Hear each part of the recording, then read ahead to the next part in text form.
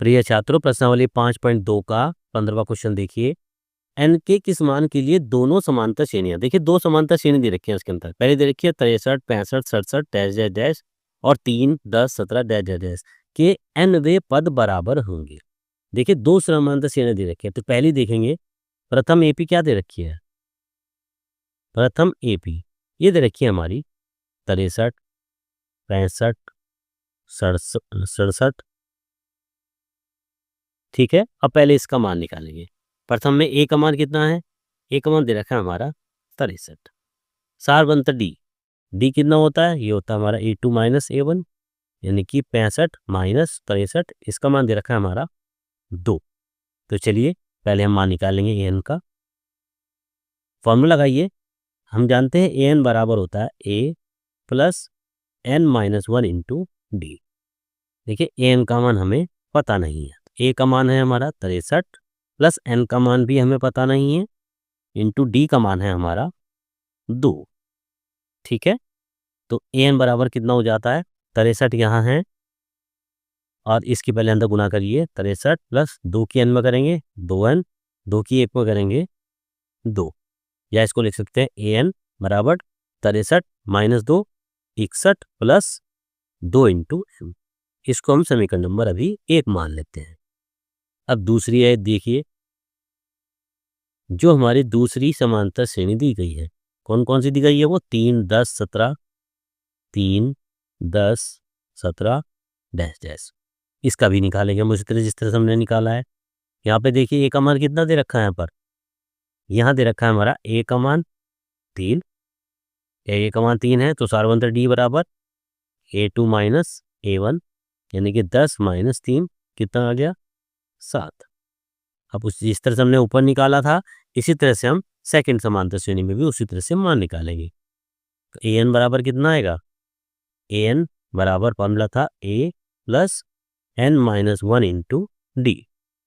तो A N बराबर कितना आएगा, ए का मान दे रखा है अब हमारा 3 plus N minus 1 into d का मान दे रखा है हमारा 7। तो ए एन बराबर 3 अंदर गुना कर दीजिए प्लस का 7n माइनस का 7। तो इस तरह से ए एन का मान आ जाता है हमारा 3 माइनस 7 यानी कि माइनस के 4 प्लस के 7n। ये आती है हमारी समीकरण नंबर 2। यहाँ तक बच्चों ठीक है। अब देखिए क्योंकि n वा पद हमारा बराबर है, जब हमारा n वा पद हमारा बराबर होता है तो इस तरह से हमारे समीकरण नंबर 1 और 2 को आपस में बराबर रख लेते हैं। देखिए दोनों में एन का ही मान आ रहा है, समीकरण नंबर 1 में भी एन का मान आया, समीकरण नंबर 2 में भी एन का मान आया। तो समीकरण नंबर 1 और समीकरण नंबर 2 को आपस में बराबर रख लेते हैं। समीकरण नंबर 1 बराबर समीकरण नंबर 2 मान रख दीजिए दोनों के आपस में। इसका मान आया था हमारा 61 प्लस 2n बराबर, इसका मान आया हमारा माइनस के 4 प्लस के 7n। ठीक है, या इसको अब हम सबको एक तरफ ले लेते हैं, संख्या को एक तरफ, एन वाली संख्या को एक तरफ। तो ये जाता है 61 इधर आके प्लस का 4 बराबर ये आता है इधर 7n इधर आके माइनस का 2n। 61 और 4 65 बराबर 7n minus 2n 5 into N. यहाँ से n का मान निकाल लीजिए तो n बराबर हो जाता है हमारा, n बराबर हो जाता है 65/5। तो 5 के 5 5 चौक 13। तो ठीक है बच्चों, तो इसका मतलब ये होता है अतः दोनों समांतर श्रेणी का 13वां पद बराबर होगा। क्या लिखेंगे, अतः दोनों एपी का 13वां पद बराबर है।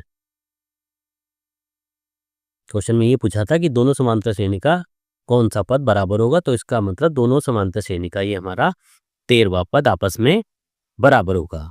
ये है प्रश्नावली 5.2 का क्वेश्चन नंबर 15।